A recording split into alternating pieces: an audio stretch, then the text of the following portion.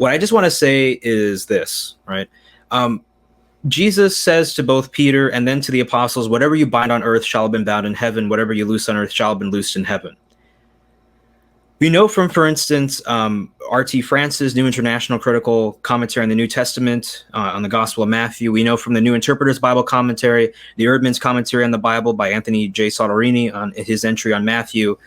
These scholars agree that Jesus is conveying to Peter and the apostles that whatever they bind on earth, that is to say, whatever they declare to be doctrine, right? Whatever they declare to be authoritative, what needs to be held by the people, whatever they bind on earth shall have been bound in heaven. And so Jesus uses in Greek this future passive perfect periphrastic.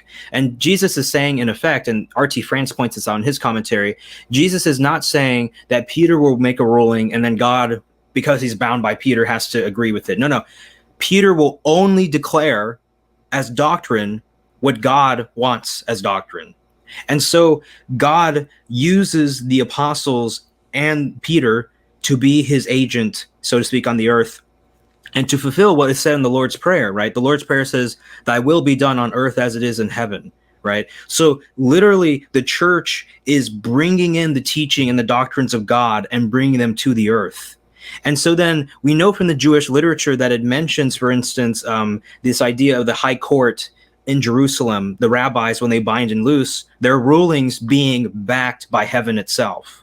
And so Jesus is using all these analogies and these images in order to defend the teaching authority of the apostles. And he's saying, in effect, God will be behind your rulings. And the Catholic Church has never taught that, you know, the Pope is infallible because he's so smart and he's such a great guy, and the bishops too. No, they teach that it is God's promise that protects the church from infallibility.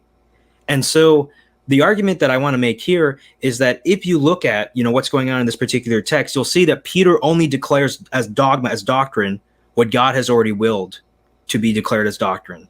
And that means that then Peter cannot declare error because heaven stands behind him. And let me close by quoting Grant Osborne's book, The Hermeneutical Spiral. He says this, quote, scholars are beginning to agree that Matthew 16:19 and especially John 20:23 relate primarily to the proclamation of divine truths. The hearer must respond, and this response leads to salvation or judgment. The Hermeneutical Spiral, that's an influential book that has influenced, you know, exegetes in seminaries across America, across the world, okay?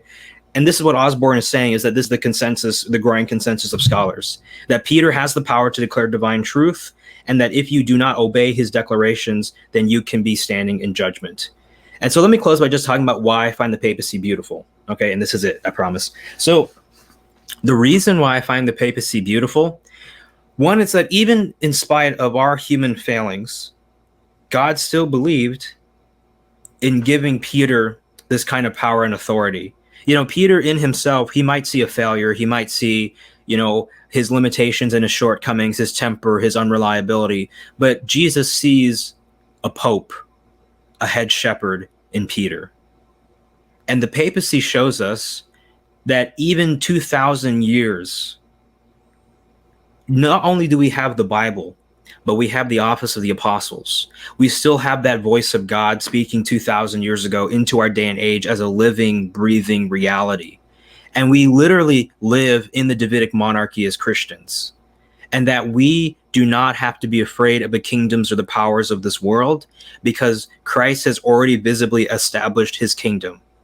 In Rome today, sitting on the chair of authority is not Caesar, it's not the Pharisees, it's not the Sadducees, it's not any other human authority. It is Christ Prime Minister who's there in Rome. And so that is how we can know that we have not been abandoned, and that the kingdom that Christ started, what he began in the Old Testament, God finished into the New Testament and in our day and age.